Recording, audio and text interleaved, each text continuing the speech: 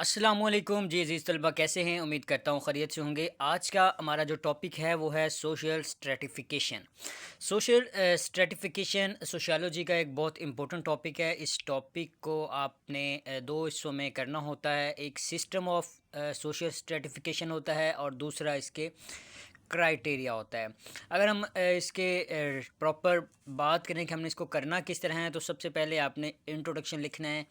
Introduction लिखने के बाद आपने इस क्वेश्चन के मीनिंग की तरफ जाना है कि सोशल स्ट्रेटिफिकेशन होता क्या है।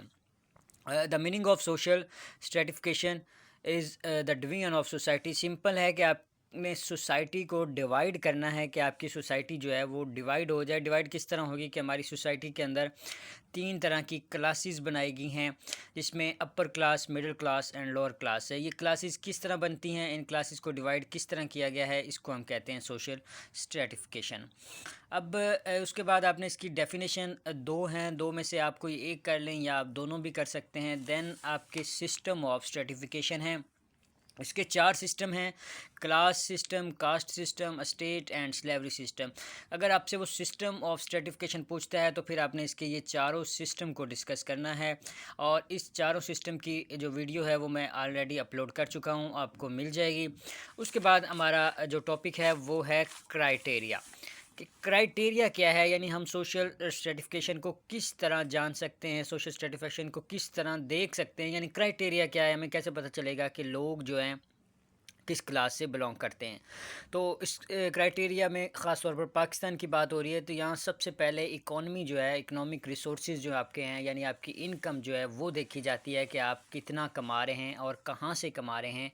इस लिहाज से पाकिस्तान के एरिए को दो हिस्सों में डिवाइड किया गया है, एक रूरल एरिया है, एक अर्बन है। अगर अब हम रूरल एरिया यानी गाँव की बात करें तो यहाँ भी तीन तरह की क्लासेस हैं: upper, middle and lower class. Upper class वो होगी जिनकी अपनी ज़मीन होगी, और वो अपनी ज़मीन कितनी होगी, 12.5 एकड़। 12.5 एकड़ अपनी ज़मीन होगी, वो लैंड ओनर कराएगा। अपनी ज़मीन है और काश्त भी वो खुद करता है। उसके बाद मिडिल क्लास यानी वो लोग जिनकी ज़मीन अपनी नहीं है लेकिन रेंट पर लेकर, ठेके पर लेकर काश्त करते हैं, वो मिडिल क्लास के लोग होंगे।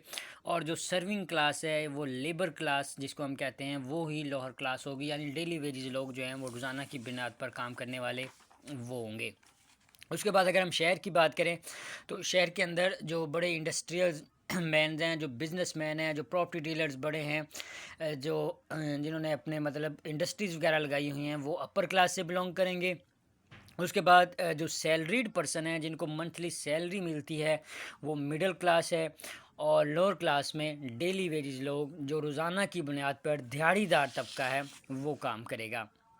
फिर ऑक्यूपेशन है, किसी के पेशे के लिहाज से, यानी उसके पेशे को अगर देखा जाए कि एक बंदा डॉक्टर है तो हमें अंदाज़ा हो जाएगा कि ये किस क्लास से बिलोंग करता है। इसमें भी अपर क्लास में जो आते हैं लैंडलॉर्ड, बिजनेसमैन आ जाते हैं, मिडिल क्लास में स्किल्ड पर्सन आ जाते हैं, और लोअर क्लास में अनस्किल्ड पर्सन जिनके पास स्किल्स नहीं होती। जैसे मिडिल क्लास है, इसके पास कोई ना कोई हुनर होगा, जबकि अनस्किल्ड पर्सन के पास हुनर नहीं होगा। फिर प्रेस्टीज है, शोहरत की बुनियाद पर आप ज़माना आपको यानी सोसाइटी आपको अगर इज़्ज़त की निगाह से देखती है तो फिर भी आप प्रेस्टीज की बेस पे आपकी क्लास में भी फ़र्क आ सकता है। जैसे एक बंदा बेशक वो नहीं पढ़ा लिखा, उसके पास इतने सोर्स ऑफ इनकम भी नहीं है, लेकिन सोसाइटी उसको रिस्पेक्ट दे रही है। कोई बुज़ुर्ग हो सकता है, कोई इमाम मस्जिद हो सकता है, इस तरह का, तो उसको जो है अपर क्लास बिलोंग किया जा सकता है। देन पावर की बेस पर भी आपकी क्लास चेंज हो जाती है। आपके पास जितनी ज़्यादा पावर होगी, आपकी क्लास उतनी ही हाई, मिडल और लो हो सकती है पावर के हिसाब से। देन कास्ट, आपकी कास्ट भी काफ़ी सारी डिपेंड करती है आपके क्राइटेरिया के ऊपर। उसके बाद है एजुकेशन, यानी आपकी तलीम का मेयार, आपकी तलीमी मेयार को भी अगर देखा जाएगा, तलीम की बेस पर भी आपकी क्लास जो है वो चेंज हो सकती है। अगर आप एक अच्छे इदारे की क्वालिफ़िकेशन है, एक अच्छी डिग्री होल्डर आप हैं, तो आपकी हाई क्लास होगी। अगर आप नॉर्मल पढ़े लिखे हैं, 10-12 क्लासेस की हुई हैं, तो आप मिडिल क्लास से बिलोंग करेंगे।